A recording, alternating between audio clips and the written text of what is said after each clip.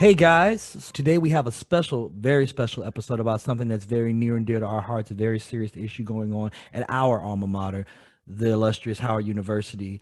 I know a lot of people have heard about the sit-ins going on, so today's episode will be dedicated to that completely. And Leslie, I do believe you have something for us? Yeah, so just to bring y'all up to date on what's currently happening, President Wayne A.I. Frederick actually addressed the issues related to students' ongoing protests against his administration.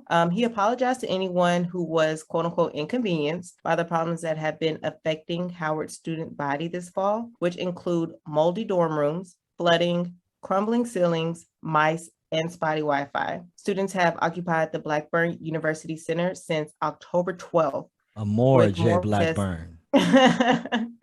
with more protesters sleeping in tents outside, and they vow to remain until the demands are met for improved housing conditions, greater administration transparency, and the restoration of representation on the Board of Trustees. President Frederick also acknowledged that the university needs to improve the way it handles housing concerns by conducting more preventative maintenance services, responding faster to complaints, and communicating more often with students about facility issues. University officials said that they have deployed additional staff into the campus's 8 residence halls to conduct air sampling tests, moisture tests, mold remediation, more aggressive cleaning, as well as HVAC assessments. And I don't know if y'all heard about what happened with Reverend Jesse Jackson. He recently visited Howard and he was actually hospitalized after falling and hitting his head on campus. He was meeting with university administrators, including President Frederick, to address the student complaints about all the living conditions. And the accident actually occurred right outside of Blackburn. And he was immediately transported to HUH, which is the Howard University Hospital. His results came back normal. They didn't see like any internal bleeding or anything like that, but they decided to keep him overnight just to, monitor him. And this actually comes after he had recently had a huge and horrible bout with COVID-19 back in August, to where he had to go and get rehab and physical therapy due to the complications with his Parkinson's disease. So definitely want to keep Reverend Jesse Jackson in our prayers, and let's continue on to our interview. So today, guys, we have a very special episode again, like I said, and we interviewed a current Howard student, Miss Venus Amati. So we're gonna jump right into that, and I hope you guys enjoy. Hello, good afternoon, y'all. My name is Vina Samadi. I'm a senior history major here at Howard University, but I'm also pursuing a minor in political science. My passions align with just studying history, but also most specifically, I think Howard definitely inspired me to look more critically at the conjunction of history and law, especially as it relates to African Americans and really the Black community at times. And there's definitely been so many times where history and law has traversed. So to me, that's definitely been, the best thing about being here at Howard, just being awoken to those facts. I love that. I love that. With all of us also being Howard Bison, we have had some experience living on and off campus. So today we really wanted to talk to you about what's going on in the Howard dorms and how has your personal experience been? My personal experience with Howard dorms. So I will say right now, I live off campus at Maza Grandmark in College Park, Maryland. So I'm part of the group of students who live like 30 minutes. I would say it's about 25 minutes away from campus, but with traffic, that can fluctuate. As far as my personal experience with Howard campus, I lived on campus my last 2 years prior to the COVID pandemic. So I did experience Towers, which is owned by Corvius, and I also experienced Annex. And I'll say personal experience, Howard housing is always sort of something that I feel students may need to fight for sometimes. Especially me, my own personal experience, my freshman year, it went okay. Like I definitely was able to get housing. But after that, my sophomore year, I showed up to campus housing on the first day of school or something like that. And I live in New Jersey. And I remember the RA telling me, or the GRA telling me that they didn't have any record of my housing, even though I had paid my housing deposit and gotten record of my room and everything, picked it out in time before I even left the semester before. And so what had ended up happening was she told me there was no record of my housing, and I was sitting there. It was actually kind of a crazy experience because, like I said, I come from New Jersey, so she expected me to go back home or I guess find accommodation somehow. So I remember just sitting there, and I ended up crying because honestly it was frustrating as like a sophomore, having to think about housing, but knowing that you're coming from a different state and there's really no going back, especially when you're I guess in that space, I didn't have a car too. So it was definitely it was definitely a lot of pressure at that time. And I remember like me and her just going and getting into a heated discussion because she would not like kind of let me, like she wouldn't like try to find a record of my housing. I don't even know how that They happened. never do. But essentially, yeah, but essentially I ended up just not arguing with her, but just sort of making my case because I mean there was no way I was going home, and it's something we pay for here on campus. So I ended up getting some form of housing. It was a double, but you know the housing I had applied for was a single, so it definitely was not matching up to expectations I had as the 20-year-old getting back to campus or 19-year-old getting back to campus. Something similar. Without going more into it, because I've had a lot of experiences at Howard with campus housing where it was just a struggle. I'm sure. But that I can same share year, a very similar story with you right now. Actually, during the Tell sophomore me. year when they came back and registered for housing in the towers, and they got there and told her that she did not have her housing, which is crazy because I was there when she registered for it. I was literally there watching her on the computer register for the housing, and they told her that there was no housing for her. So Ridiculous. this is So this is something that's been an ongoing issue. it is, and honestly, we should have Yeah. burned the A building down the first time. I just don't know why we did. Like, it's whatever. And it was so funny because they called it, there was a little phrase we used to use, it's called homeless at Howard. And I thought it was, when I first heard it, it sounded like, you know, those phrases, like it sounded hysterical in a sense, but not in reality. Like what, not in actual reality. Because I was like, how can you I had be to put homeless at a myself on school mute you're because I paying was for? busted up laughing. Homeless at Howard. That's a fucking hashtag. Oh my Terrible. gosh. Man, why didn't we have, I wish we had social media for real when this was popping. Jesus. Yeah.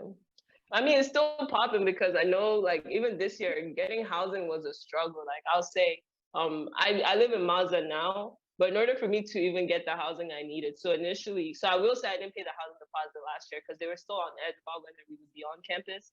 But we got to a point where they were given housing assignments, but they told us juniors and seniors don't have priority, so you may not get it. So essentially, I got put in like a double in the quad. But as a 21-year-old now, I was like, there's no way I can necessarily live. Yeah, in COVID times, you know. Could And you say that I one think more time so everybody can make sure they heard what they heard? they assigned me a double in quad, and essentially, As a what? Which As is a senior? freshman girls dorm. For the listeners who don't As a know, the 21 quad year old. is the quadrangle. So there used to be, I think there's 5 I hear you dormers tell in me there now, quadrangle. Yeah. but there are 4 in there. Well, there were 4 when it started. Now there are 5, and it's a freshman girls dorm. So they assigned a senior to a freshman girls dorm, a double at that. That's terrible. Yeah, Ridiculous. I actually decided not to even take them up on it, and so You did what the I right ended thing. up doing, Yeah. I tried Rightfully so. I tried calling them, the residence life office, just to be like, oh, would you mind just looking into if there was any availability, honestly. Because I knew they had off-campus housing in Mazda, and there's another place in DC as well. But essentially what happened is no one picked up the calls. But I did end up sending an email to every single person in that office, and that's when I got the assignment that worked with what I needed as a 21-year-old woman who couldn't really, especially in COVID times, I honestly don't think it makes any sense to share such close living space with people, because there's a lot of risk with that, and those rooms are not anything huge. If you walk into a room on campus, it's nothing, you know, extravagant. So essentially what I'm saying is the space does matter, especially in this post-pandemic time where we do have to think about things like that. But before I end on this one question, I do want to say that there are people within Howard that can help and do help if you find them. And unfortunately, it's not across the board. But I'll say my sophomore year situation only got resolved because I had gone to an event called Healing at Howard, and I actually like talked about what was going on. And I think it was there was an administrator there. He's no longer at Howard. I believe at the time he was the vice president of student affairs or something like that. But he was able to get me housing. But unfortunately, what I'm saying is, without me being in that space, being able to reach the right person, I don't think my housing situation would have ever got resolved, or I would have ever got to. At the time, towers seemed relatively better than being in a double, because I would have I had a single towers. So essentially, I just wanted to say that I don't think when it comes to housing, it's a struggle because you have to find individuals who care. But across the board, sometimes you don't get that response when you call, you know. Yeah. I think that's definitely an interesting point that you brought up about it's about who you know and how that goes like across a multitude of ways. Like it's about who you know a lot of the times. But have you had any of your own friends that were unable to get housing this year due to COVID, or their housing has been unsafe because of there being such small quarters? So I would say I don't think this is like a general opinion shared by everyone, but I certainly don't think any room where you're sharing with another individual is safe post-pandemic America. Because if you think about it, if your roommate, okay, granted we do have a vaccine mandate, so in order to live in a dorm, you have to be vaccinated. But I think it's very clear that the vaccine does not keep you from getting COVID, and neither does it keep every single person that gets the vaccine from having bad or negative effects from it. So what I'm saying is, I think for us to live in a dorms, or I guess some people don't have a choice. So when you get that housing assignment, there's not so many people who actually push or find different avenues because it is hard. And at that point, you're just trying to get to school to do some work and just, get this process going. So I think a lot of people are in dorms where they're sharing with triplets, doubles, and I don't see that as safe. But in terms of, do I know anyone who's been affected by the ongoing campus housing issues? Certainly, especially during my freshman year. I think the one thing about being a senior is that we do gain a certain level of autonomy where a lot of my peers in my group or my classification at senior year, around junior year, and this is not a general statement, but we do get to a point where, a lot of us have jobs, and a lot of us really, after dealing with 2 years on campus, really don't look towards on-campus housing anymore. I wouldn't say it's everybody, but it's really, it's hard to put yourself in a position where you're looking towards on-campus housing ever again, especially because of, it's not just the scarcity of it, it's also the policing we experience on campus in the dorms. I'm sure, you guys are all alumni, so you know how stringent it can be sometimes. Having guests over is a stringent, having guests over is it's a stringent process as a freshman. I remember some of my friends, we want to have study groups, and the nature of college studying, sometimes it goes past 12 midnight, but that was not allowed. There was like such a strict limit on the time period that your friends could even be over in a dorm with you. And that's even in a study room. And so to me, that spoke over policing because I don't experience that on any other type of campus. So to me, it felt like as students, there was this sort of scrutiny on our lives that really was not necessary. So in terms of people I know who've been affected by campus housing issues, I think there's a myriad of issues.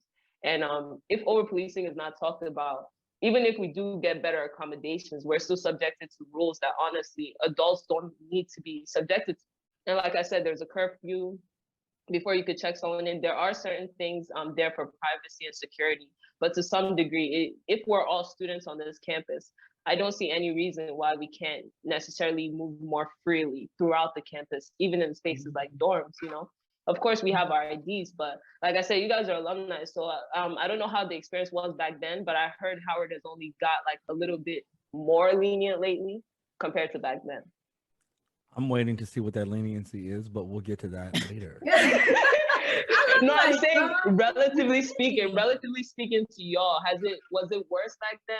Because I don't know if now is better, you know what I mean? Because I know in the 1900s, it was way back. Did you really just say the 1900s? Oh, we wasn't there. It was the 1700s. No. Venus, don't have me drive down 4 hours to DC to whip your ass, okay? Don't have me come down there. No, that's not what I'm assuming. I'm saying that in 1900s it was really bad at some point. So I'm wondering if, relatively speaking, it gets like.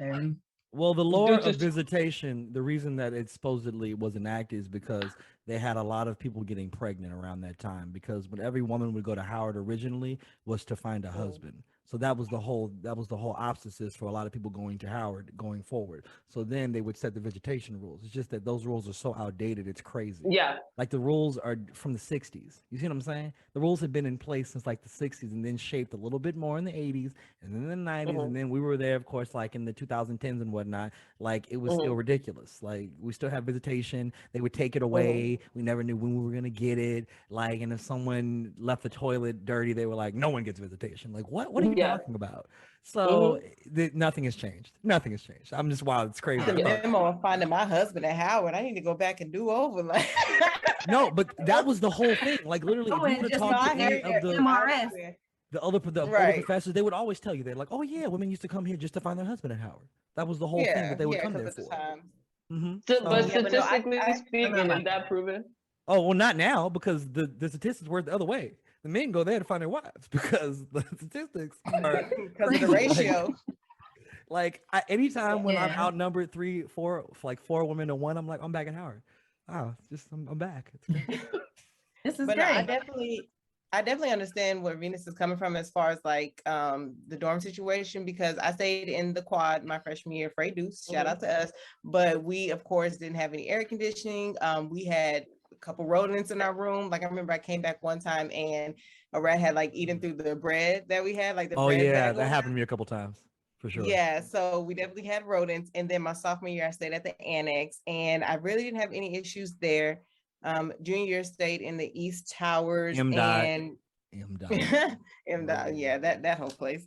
But yeah, and then I, like you said, I look forward to moving off campus my senior year, and I stayed in the towers. The UTC. what's it called?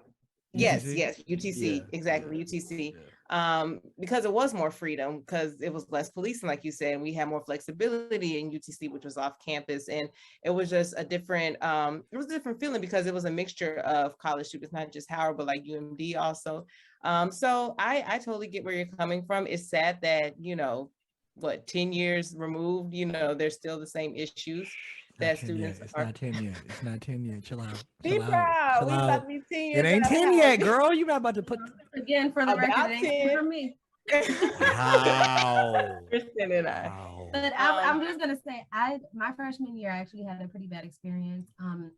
I did pay my housing deposit, but I didn't have anywhere to stay. But I came from Pennsylvania, so equally it's kind of far.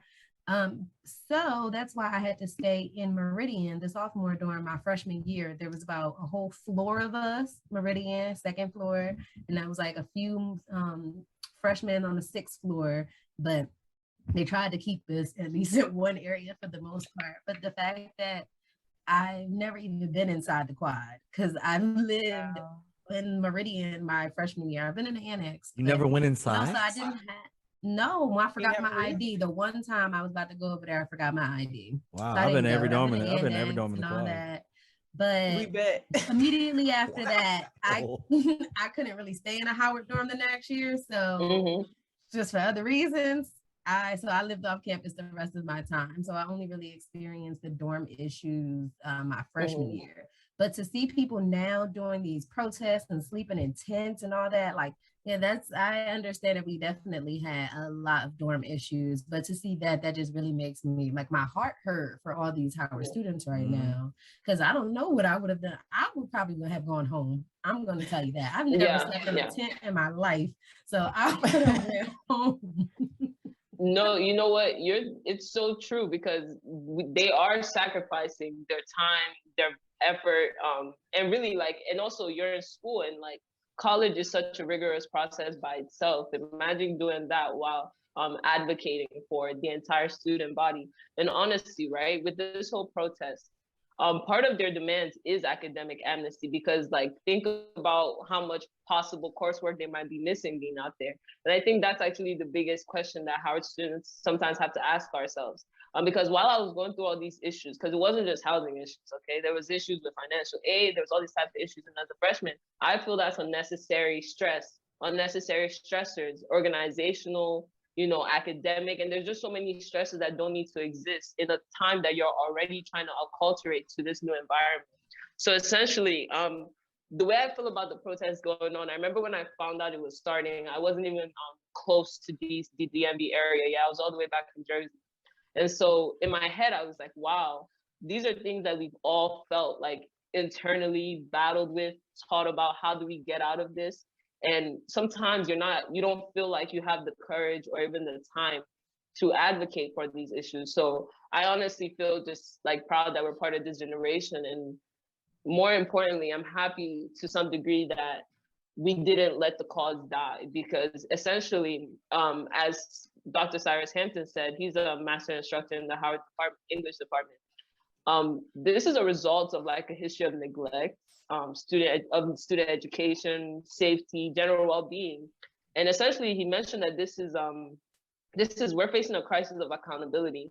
Here we have students who are actually pushing for accountability on multiple issues. And those demands show that, yes, there's four demands, there's four basic demands, and we could get into that later in the conversation. But That's essentially, coming. all these demands, yeah, all these demands have a reverberating effect on the culture on campus, because it's very clear that, I mean, just think about the idea of governance. Like, it's very clear that the student body, the faculty, and the alumni have minimal say in the things that go on. And it's unfair, because think about the money we're putting into this institution. And so how is there no say in policies and living situations that literally affect our lives? And I think as it relates to academic performance, we're putting a lot on the line to stay at Howard, and then think about what more they're putting on the line to advocate for better conditions at Howard. And certainly, I do think it's going to have a reverberating effect in HBCUs and possibly other universities as well, because I don't think Howard is singular in this category of perhaps not necessarily paying attention to what the student body needs or what they want.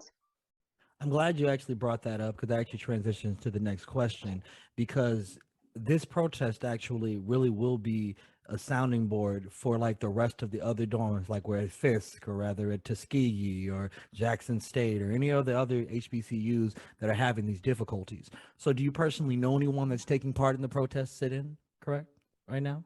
Yes. So I would say the student body has been super collective in our support for this. So I'm part of this organization called the Pan-African Historic Society. We just got officialized this year. Part of what our focus on is sort of interrogating the current systems we live in, especially in the imperialist discourse that really circumvents our lives in the Western world, and trying to figure out how we can sort of push against that in certain spaces. So essentially, with this protest going on, there were so many currents within all these issues that we're fighting against here at Howard that just scream vestiges of, over policing Black education sometimes. Think about how the police respond to the protest. Think about how even sometimes the wording used to describe the protesters scream that, the administration may not necessarily be in support necessarily. Because They from the aren't. first day, The press that we're getting right now isn't necessary. Like the press that Howard has been putting out on it isn't in support of the students. Like the only press that we get is the president saying they should leave and then we'll talk. And we're like, no, how about you fix it and then we'll leave? So that's what we've been getting. Yeah, that's exactly what I was getting to. Essentially, all that is to say that, like, in terms of who's at the sittings, there's certain parts of the organization that have gone to the sittings, like my friend Jordette, the other people on the e-board. And then there's even in like I said, there's a lot of solidarity across the organizations on campus. So every single organization on campus, most of them have put out a statement of solidarity. And there's so many organizations on campus. As I described our mission within that organization, there's so many organizations on campus who are interrogating sort of the normative systems that surround us that honestly are not aiding us in any way, including within our education.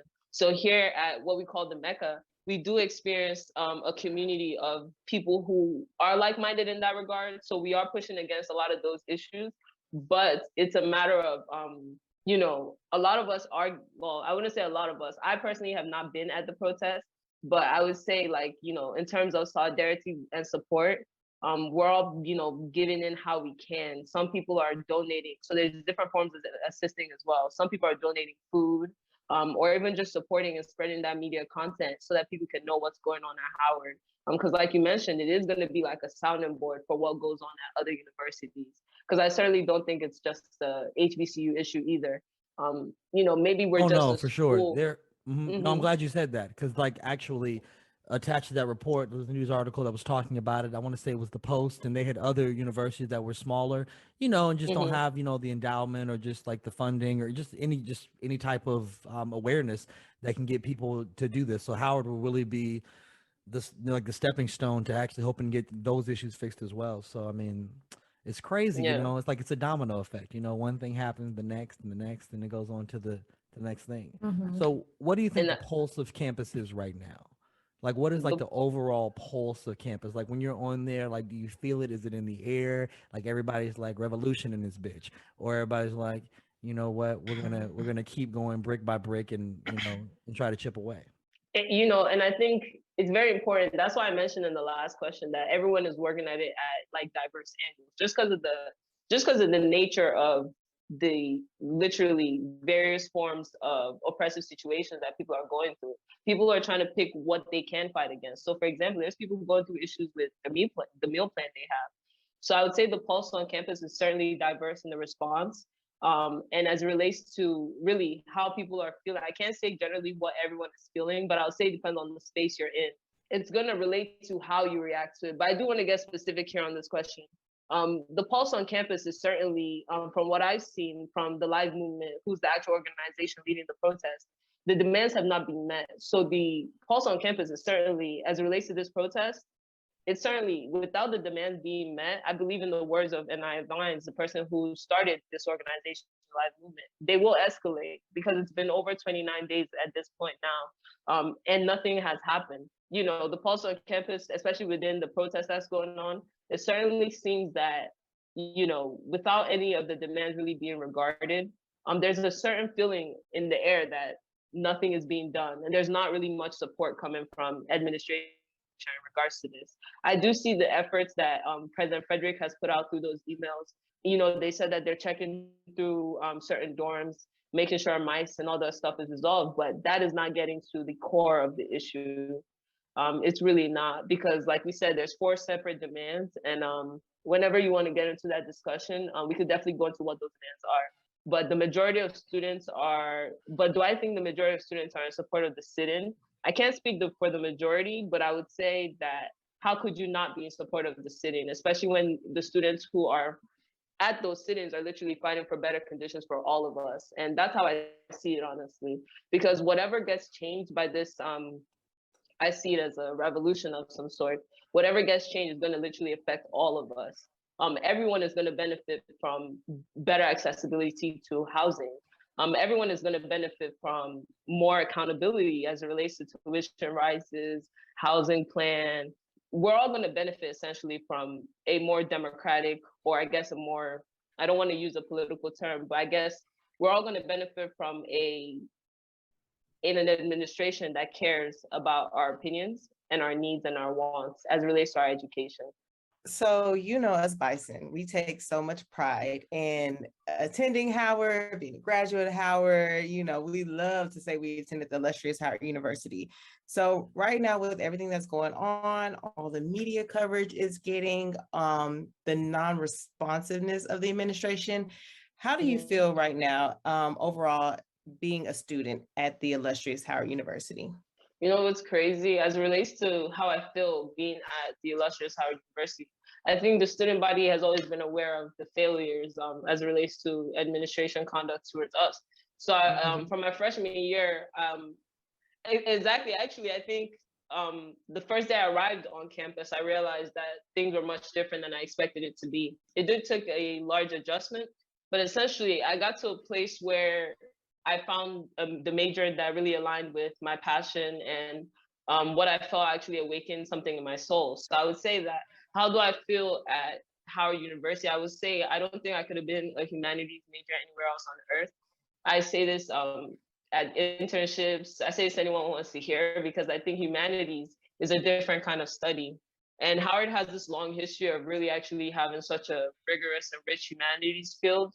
I'm a history major, but the research we conduct and the way the faculty, so I will say this, the faculty at Howard are some of the most genius individuals I've ever met. And that's from freshman year to senior year.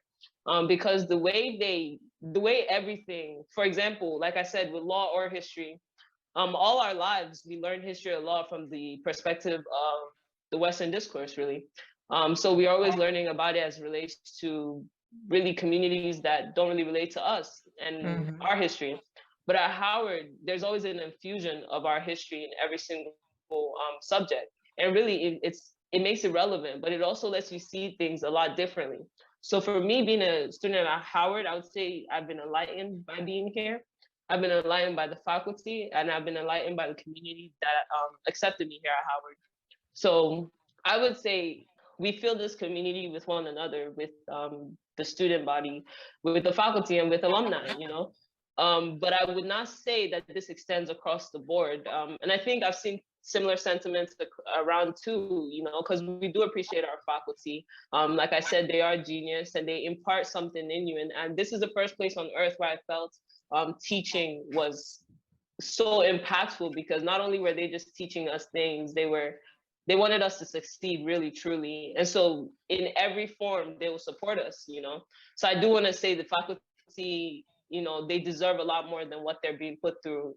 Because I would say just like them, I mean, just like us, they're experiencing a form of something that they're fighting against as well, trying to make better conditions for them to work here as well.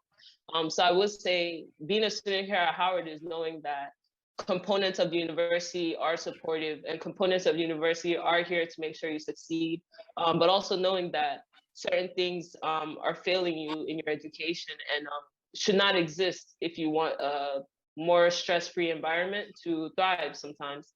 And I'm not saying we don't thrive here, because we do, but a lot of times it comes after we go through a lot. I would say for me and you know, some of my friends, I remember one of my friends, she told me about a situation where she was crying in front of financial aid. And I'll say I've cried in front of financial aid. Like, you know, I'm not saying. Hello, somebody. I wasn't crying. I was yelling and cussing, but I understand. Yeah. I understand. I really do. It was a freshman. You're like, wait, Yeah. because, you know, it can be, I think sometimes you cry out of frustration. So I Mhm. definitely see it in Absolutely. all forms, you know.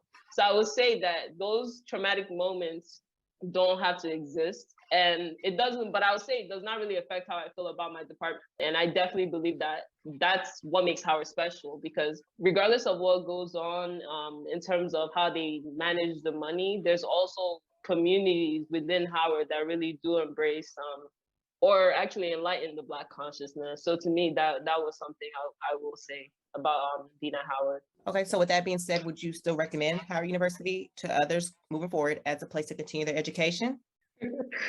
Wow. So will I recommend Howard University? With what I said earlier about my major, I think one has to ask themselves very serious questions before considering any university. So what do you want to do with your life? And that is a loaded question, and it takes some soul searching.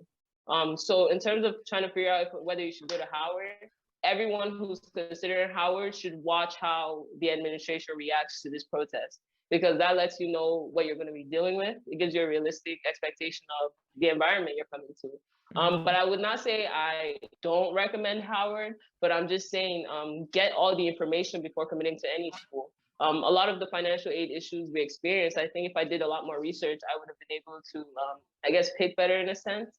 But I also think to some degree, I was able to, you know, even with all the issues I went through, I did have to go through a struggle. So this also brings up questions of, do you want to go through a struggle? Do you think a struggle, because I don't think a struggle needs to happen in order to thrive in school. And I think it's very archaic for anyone to exalt a struggle while you're trying to achieve, because I think life and education in the modern world is hard enough already, especially on students, on young adults. So it's a matter of doing all your research, having some real candid conversations with alumni and people who are currently at Howard, and seeing how you could fit into the community. Because honestly, I think also certain housing issues, right? I think, okay, you know what? I also think at Howard, class, I don't want to say this, but I think economic class matters a little bit. I think people who are a bit more well-to-do do not experience all the issues that we experience. Like, you know, I come from, I don't even know what I would call it, middle class to lower middle class family. You know, I grew up in Nigeria, so we came here with visions to succeed and the motivation to do so, especially as it relates to education. So what I'm saying is, the financial aid issues I've had and I've gone through breakdowns for, I don't think someone who was a bit more economically well-to-do would have had any issues with, right? Because that would have been all taken care of. There would have been no issues. And as it relates to housing, not everyone is subjected to Howard housing, because, you know, some people can afford to live in DC off campus. We know as students that can be very hard to handle all at the same time. So what I'm saying is, I think that's something that's not talked about enough, but you could see how, just like I guess in other parts of a capitalist society, being rich or being more well-to-do actually puts you in a position of not necessarily experiencing all the failures of administration, because it just wouldn't affect you that way. So, and I think that also leads to why sometimes even within the support for the protest, some people are like, oh, it wasn't that bad, but okay, but what circumstances were you placed in for you to say it was not that bad? Because not everybody would have the same experience, especially based on your economic class sometimes, you know? Right. That's an excellent point that you just made, because people do have different experiences from different lenses depending on what they have and where they're coming from. So that's an excellent point. You've made a lot of great points, and we appreciate you for coming on and having this conversation. I guess my last question would be to just to sum it all up, essentially, what changes do you think need to be made right now in order to move forward? The change that needs to happen is a deep reckoning. Okay, so at the core of all our issues, really, I think, is a lack of imagination on how education could be. So I think a lot of things have not changed in the education industry for years. Like sometimes people think these things are normal. They're like, yeah, administration is not supposed to respond to you guys. You guys are students. Like, why do you think you need a space on the board of trustees? You're just students. You're just, you know, and there's a lot of these archaic ideas that really just don't have no place in more free society, if we say we have one. So what I'm saying is for the administration, for us to have any sort of change in at Howard, I think it goes all the way down to the core. So it's not just housing that has issues. People have issues with housing. I mean, with meal plans, people have issues with the Wi-Fi in their dorms. That really affects your work capabilities and your access to different jobs sometimes. You know, people have issues with, you know, mental health comes into it because you're going through all these various issues and here you are struggling. So sometimes people need access to resources that help with their health. And from what I've heard from different accounts, that may not always be accessible to everybody. So what I'm saying is, you know, I think they definitely need to listen to demands, but there needs to be an open forum because apart from those 4 demands, and I think we should talk about them now. So the first demand is a town hall with president, the administration, student body. And I think that would actually give us a forum. So that would actually give us a forum. So not a virtual one and not one that does not include all those facets. And one thing that I've been seeing is that the people who are actually participating in the sit-in, the people who have set this whole thing in motion, and I'll say that includes the live movement, apparently they're not the ones being put at that table. And so I think it needs to be a bigger table that includes most people and the people who are really interested in this work. So essentially that's the first demand. The second demand is voting rights for students, faculty, and alumni to be reinstated to the Board of Trustees. As I said earlier, governance, I believe, is very important for us to even have any form of, you know, belief that this is a university where we have a say or our say is valued. Because in terms of speaking, if no one is listening, then there's no sort of communication being done there. So I think having votes on the Board of Trustees would definitely be beneficial because we've had a tuition spike recently, and I'll say I don't see, some people call it unsubstantiated, and I would say that is a good word for it because why would there be a tuition increase, even though we spent a year at home with Howard not necessarily having to pay, you know, when you're in class, they have those fees they have to pay for, you know, keeping the lights on, all those different things. And I think it's unfair to people who just came out of a pandemic to have to face a risen tuition. I was someone who was able to pay for my tuition out of pocket once the housing was out the picture. But then with the tuition spike, it kind of got to a point where, okay, this is an extra $1,000 and something. I just think that's unfair. So I think the voting rights do matter in that regard. We should have a say in those kind of things. And housing plan that actually shows where our tuition is going, and legal, academic, and disciplinary amnesty. Because something is that, you know, some people feel scared to come forward or even show their face in terms of support because they don't know if they're going to get disciplined by the administration or lose access to scholarships or these kind of things. So I think amnesty would definitely put in a sort of feeling where people are comfortable and courageous to speak out. So like I said, all this communication has a lot to do with the core of what could change at Howard, but it's only going to matter if they're listening. But if essentially, I know these are just 4 demands, but there's a lot of What was other that third demands. demand? Definitely missed With the the third third one? one. The third one was the housing plan that shows where our tuition is going. Okay, And the fourth gotcha. one was amnesty, legal. And I was just saying, so these are the demands that I got from live movement, that I've seen from the live movement. But I know there's organizations on campus that are drawing up demands to sort of augment those demands. I wouldn't say that. So what I'm saying is there's so many other demands within the student body. And without that open forum for people to voice those demands, how do we know which one is actually going to be honored, valued, listened to, and actually implemented? So I think actually, when I say a reimagining of education, I think the value in the student body, the faculty, and the alumni need to be reinstated on all fronts. So listening to what the community that make up Howard wants, listening to where they want their money to go. And it all has a lot to do with accountability, like we said, because Howard does get endowed with millions of dollars. And the students really have got to the point where they're like, okay, well, where is it going? Because if we're struggling on all these fronts, housing, meal plans, mental health, these different stressors, then where's all the money going essentially? So I think there's a lot more demands. So I don't want to say those are the only four, but I'll say those are the four demands right now in order for the protest to actually get somewhere, or at least for the protest to actually know that the administration is listening. So those are the four demands I would say. And as for what do I think needs to change, I think that's a loaded question because over policing of education is another front. Yeah, the list is long. Over policing education is a real front that needs to change. And that's why I said it really goes down to the core vestiges of like sort of this mindset of, trying to police Black people in different fronts. Because I do think what goes on at the dorms our freshman year is a form of sort of just over scrutinizing our lives or assuming a quote unquote pregnancy issue, I feel is an assumption on our modern day because it absolutely is. Where is this idea that we're just here to have kids coming from? Because I'm just gonna say this, it's like women were constantly sort of there's this perception that honesty seems like it's just circumventing their expectations of us as Black women or as Black men, that we're just here to not get an education at that point. No, I think all these assumptions need to be left. And we need to move to a point where our rules only serve to actually benefit our education here. And there's not an over scrutiny on the lives of students because we do have right to privacy. That's an actual right. And as relates to, I guess I didn't talk about mold and mice today. But, the second question you asked me if I know anyone who's experienced mold and mice. I don't know a single person who lived in Drew or Cook who has not seen a mice. I'll just end it there. Why too? Back when I was there. I lived in Drew Hall in 218 and there were mice when I was there. So yeah. I used to always say I stayed in the most famous Cringe project in the thinking world. about it. Oh God. No, it's the most famous project in the world, man. Drew Hall. You know where it is.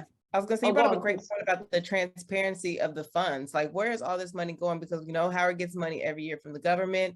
Jeff Bezos' ex-wife donated millions or billions, however much she donated. It's like, exactly. Howard gets all this money and every single year. We need transparency. So like, where's the money going? Where's it going? Because if it was like Michigan or Kentucky, I'd be like, all right, okay, I understand the sports. That makes the dollars, okay. But like all the teams are bad except girls softball and like girls golf or something. So like, yeah, every team is bad. So like, so you're not paying for boosters. So what are you paying for? Well, we just did this over here. No, it can't be. So because the staff didn't make that much money. So what are you paying for? So what is it? Which lie is it? Is it the lie that you're paying the staff, or is it the lie that you just built this shit? Yeah, I just think at least if they want to rebut what people are assuming, because I think people are only in the position where we can assume, there just needs to be transparency. And the only way they're going to have that is honestly if there's more open communication about things. And honestly, like I said, without that forum being administered, like without a forum where students can reach administrators or faculty and alumni can actually speak and, make their case be known, I don't think that'll happen. But I wanted to ask you guys, are you familiar with Corvius? Because I do think we can't talk about the administration without talking about the private partnerships. No, I'm not familiar with it. I know like they've taken over and of some of the dorms, but I don't know the ins and outs of it, so I can't really speak to it. So with Corvius, go on. I said, speak your mind though. Go ahead, this free flow. No, the only reason I brought it up, honestly, is because I think, the onus is certainly on the administration to, hold their partners accountable. But Corvius currently manages East Towers, West Towers, Quad, and what was it? I think Drew and Cook. Let me reference the list. But there's a specific list. It's East Towers, West Towers, and it might be Drew and Cook, I believe. But essentially, they manage about 60% of the dorms on campus, at least since 2015.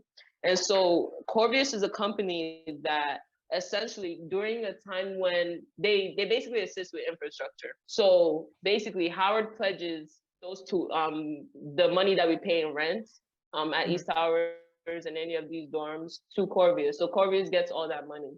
But what they do is that they're supposed to manage, renovate, and really maintain those buildings, those infrastructure, because Howard got in a partnership with them around 2016, 2017, at a time that I believe that they must have been going through financial issues in terms of underfundedness. I have no idea that history, but I do know that's when they got into that deal. And so Corvius is a company that assists public or even private entities. Actually, they work with Prince George's County now. So they're actually like, they work with certain organizations. They also work with the military, but their job is to assist with infrastructure, they say. And so what I'm saying is, they're supposed to handle renovations, and they're also supposed to handle things like what people are experiencing with the mold. So when you're talking about a housing issue, and also interesting enough, a Congress letter was written by Elizabeth Warren, and I believe there was another rep that wrote it. It was in reference to Corvius. They wrote it to the CEO of Corvius because they accused him of basically putting profits first over public health during COVID-19. And I don't want to, well, let me just get into it. Essentially, there's a lawsuit being waged by some military families in Fort Bragg due to conduct with Corvius. So essentially, I was just about to say that is the reason I know Corvius now, because the military. Yeah. Yeah, the military, they handle a lot of housing in different forts. So with the mismanagement of those properties, I believe a roof collapse in Fort Bragg, something like that. But That is there's exactly a what large occurred. Yeah, we should have asked Terrence about that. He knows all about that story. Yep. And so they're responsible. I actually found it. So they're responsible for financing, renovating, managing, operating, and maintaining. This is a 40-year partnership, and where all revenues are pledged to Corvius. So at the same time that they're gaining all this money, where is the renovation and where is the accountability on how they're operating and how they're maintaining these buildings? Because essentially, what the military families are putting in a class action lawsuit for is what students at Howard are facing. And so there's also another thing that happened with Corvius. Essentially, the University System of Georgia, and I believe it was Wayne. Let me actually get that down. So it was the University System of Georgia. Apparently, in August 2020, some documents revealed that leadership in Corvius pushed the university system against alternate forms of education in order to make sure that housing was something that was, available. Because with these private partnerships, in order for them to make money, people have to be in those dorms. And especially during COVID, so what happened was apparently, so like we talked about how Corvius gets all that rent that we pay as students, right? So when COVID happened and people needed refunds, apparently within the University System of Georgia, they had to give those refunds out. So basically within their contract, Corvius didn't even give those refunds out. So this basically puts a lot of these institutions which partner with Corvius at sometimes bad situations. I know you've heard President Frederick reference that Howard is sending out crews to clean up this mess, when in actuality, with the deals that they have with Corvius, Corvius should be responsible for maintaining, renovating those buildings. So I'm just saying, even though I do believe the onus is on Howard to work with their partners in order to make sure their things are being met, that is a for-profit company. And from the conduct that I've seen with the class action lawsuits being waged by military families in Fort Bragg, plus, a little bit of the scandal they had with the University System of Georgia, it's all screaming that more investigation needs to be done. Because I don't have all the facts, but I certainly think the Congress letter is evidence of something a bit more serious going on. And even though you're they a weren't history tweeted major about and it, not a communications major, because this sounds like the shit we used to do. On it. Because I was like, wow, it's like, have you taken reporting and writing? You can tell us if you have. It's all right.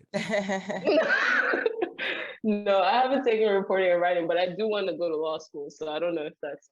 Well, that's another piece of it. That makes sense. Yeah. I'm gonna say that definitely sounds like you're ready to get lawyered up. Yeah. No, I can see you, Yeah, so Esquire, Venus Amati, Esquire. I can see it. Right. I see it right now on the desk, girl. Thank you. I Yeah, appreciate thank you bringing Please that to light, look because we into didn't this. know how deep it ran. Like, we didn't know anything about the Corvius stuff. So thank you for bringing that up and bringing that to light for a lot of people, because this is a mess. To put it simply, it's a mess. And I only I brought that up to say, oh, I'm sorry. I was gonna say I definitely want to look more into this partnership. Yeah, we're So, definitely gonna have we to were not do there. we're definitely gonna have to do a follow-up episode on this for sure. Because unfortunately, we Mhm. just don't have enough time in this episode to really go into the depths of this issue. It seems like it's an abyss. Like I thought there was a Yeah. bottom. Apparently, there isn't. It just keeps going deeper and deeper and deeper. We're in the Marianas Trench right now, looking at the core of the Earth. This shit is crazy. So we're definitely gonna have a second episode for sure. We definitely have to have you back For here, sure. Miss Amadi. Absolutely. Thank you. And I'm sorry if I'm like super long-winded, but there No, was no, so no, much I no. We needed love to it. talk This is about, this is a especially long-winded at the end. podcast. You may not have heard our other episodes, but we keep the shit long here. Okay, we don't. We are the unabridged millennial. Okay, unabridged. Okay, we got things to say. Okay, Talk about That's it. cool. That's cool. That's one of our phrases. Talk about it. it is. My phrase too. I actually was saying that the other day. Great minds think alike. Venus, when you Right. come Like, to New you know York, when man? I fuck with you, man. You can come on to New York anytime, man. You're welcome in Harlem. Come through. I bet. I definitely have to visit there. Well, thank you so much for joining us. This was an amazing conversation, one that needed to be brought to Yes. light. And I feel like you were the perfect person to speak to what's going on at Howard now. And we definitely have to have you on for part 2, just to see what the status is. Hopefully some things will have changed for the better when we do have you on again. But we appreciate you so much for coming on, Venus. Thank you so much. Yes, thank you, girl. We just really want you to know that we appreciate you taking out this time to talk. Oh yeah, absolutely. Thank you so much. It's nice to meet all of you on that team. Thank I'm you. glad to be You too. Thank you connected so with much. alumni.